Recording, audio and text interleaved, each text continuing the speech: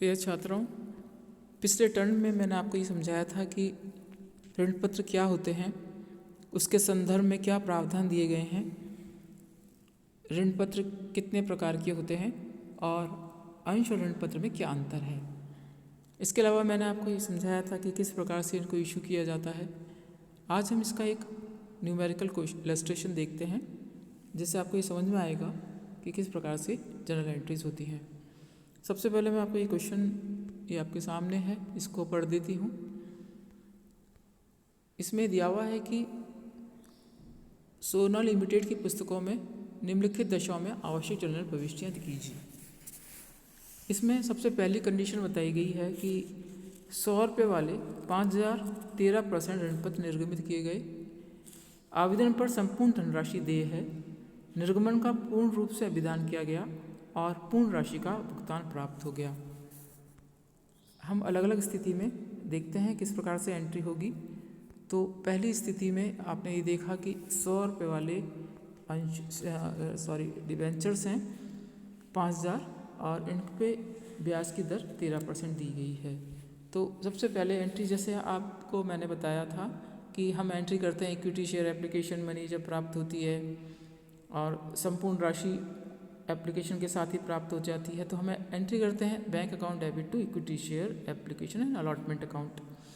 यहाँ पे भी सेम उसी प्रकार से हम डेट ऑफ रिसीट को एंट्री करेंगे, वर्ड लिखेंगे हम डिबेंचर, तो bank account debit to debenture application and allotment account. 5000 share debentures हैं 100 रुपये वाले, तो इस प्रकार से हम 5 लाख रुपये अमाउंट के कॉलम में लिख देंगे,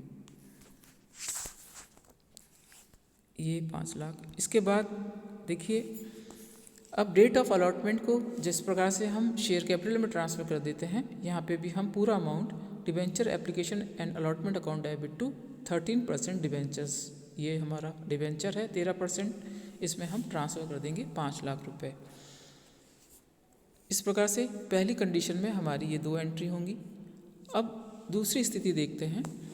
दूसरी स्थिति में हमें कहा गया है कि 100 रुपये वाले 5013% ऋण पत्र 10% ऋण पत्र प्रीमियम पर निर्गमित किए गए, जो इस प्रकार दिए थे: 25 रुपये आवेदन पर, 35 आवंटन पर प्रीमियम सहित तथा शेष मांग पर। 100 ऋण पत्रों के एक धारक ने आवंटन तथा मांग राशि का भुगतान नहीं किया, शेष समस्त देय राशि प्राप्त हो गई। तो देखिए दूसरी स्थिति में हम किस प्रकार से एंट्री करेंगे। सबसे पहले हम इसको रिसीव करने की एंट्री करेंगे।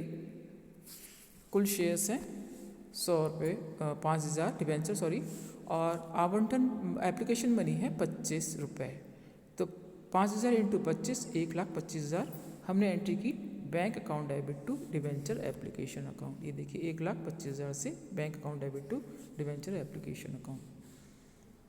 इसके बाद इसको हम ट्रांसफ़र कर देंगे अलॉटमेंट की डेट को debenture application account debit to 13% debenture account 1,25,000। तो ये 2 फर्स्ट एंट्री हो गई।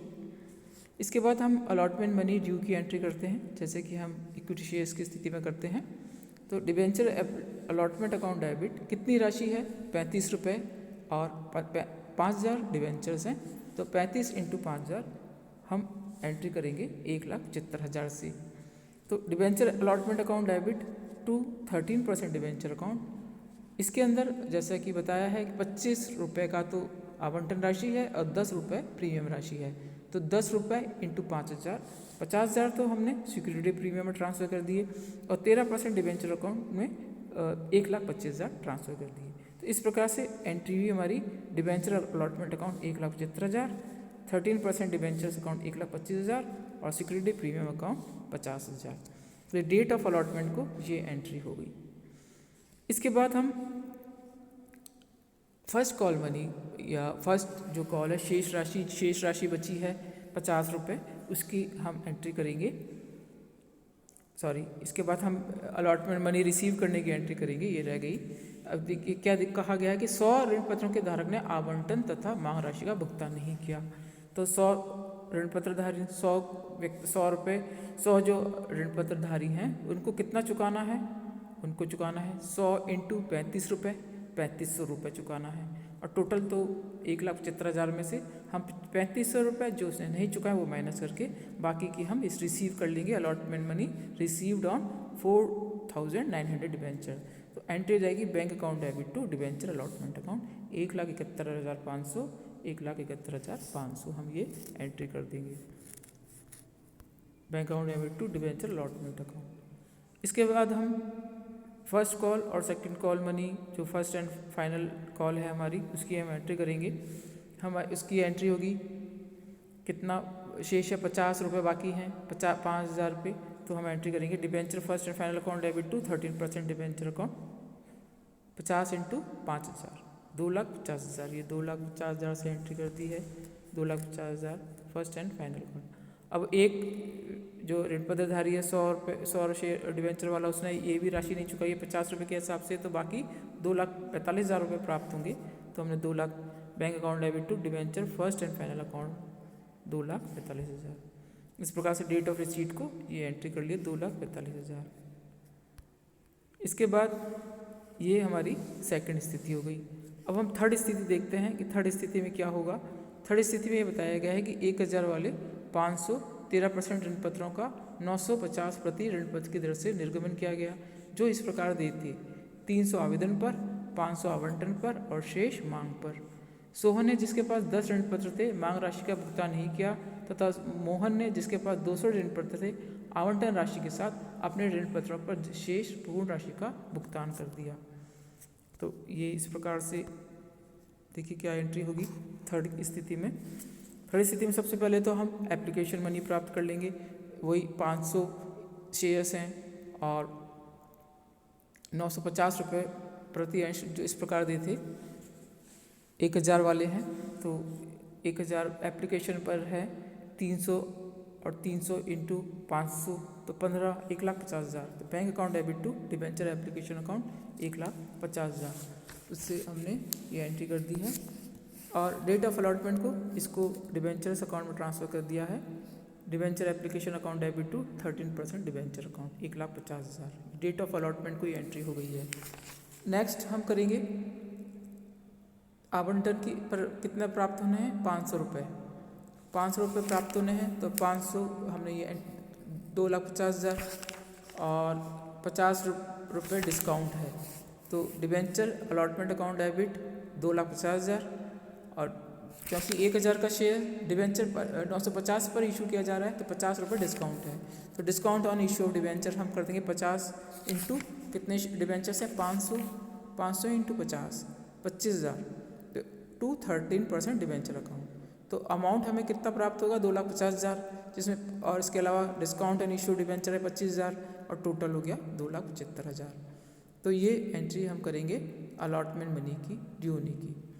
अब ये बताया गया है कि सोहन जिसके पास 10 ऋण पत्र थे मांग राशि का भुगतान नहीं किया तथा मोहन ने जिसके पास 200 ऋण पत्र थे आवंटन राशि के साथ ही ऋण पत्र की संपूर्ण राशि चुका दी।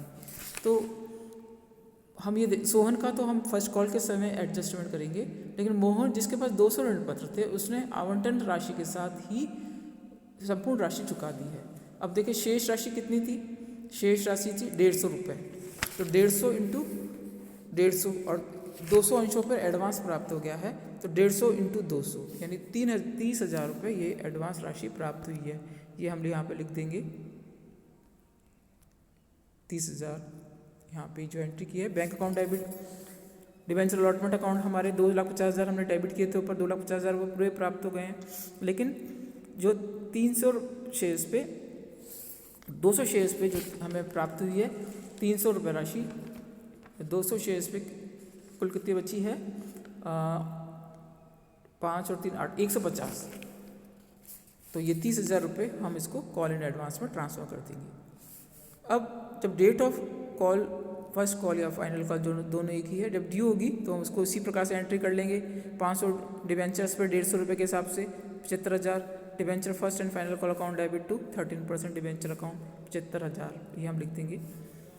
अब हम यहाँ पे जो कॉल इन एडवांस है उसका एडजस्टमेंट करेंगे तो डिबेंचर कॉल इन एडवांस जहाँ पे ऊपर हमने डेबिट किया था वो हमें पहले ही प्राप्त हो गई थी तो बैंक अकाउंट में से उसमें हम कम कर देंगे ये हमें प्राप्त हो गई है तो debenture call in advance account debit 30,000 लिख देंगे। अब यहाँ पे क्योंकि एक का बताया गया है कि सोहन ने 10 अंश थे जिसके पास, उसने राशि का नहीं चुकाया है, तो 10 अंशों पे 150 के हिसाब से 1500 हो गया। तो हमें 75,000 में से 30,000 तो एडजस्ट कर लिए थे, हमें कितने प्राप्त करने थे? 45,000। 45,000 में से 150 और 1,500 और प्राप्त नहीं हुए हैं, तो 43,500 ये आपको प्राप्त हो गए हैं। तो ये थोड़ा एक्सरसाइज करनी होती है, इसमें कैलकुलेशन करना होता है। अब आपको इतने इस वीडियो कॉल में आपको इतना ही समझा सकते हैं। अगर आपको कोई प्रॉब्लम है, कोई एंट्री समझ में नहीं आई, उसका अमाउंट समझ में नहीं आया, तो आप मुझसे पूछ सकते हैं। यहाँ पे बिल्कुल इशू ऑफ शेयर्स की तरह ही आपने देखा, इशू ऑफ डिबेंचर्स की एंट्री करनी है। Thank you students.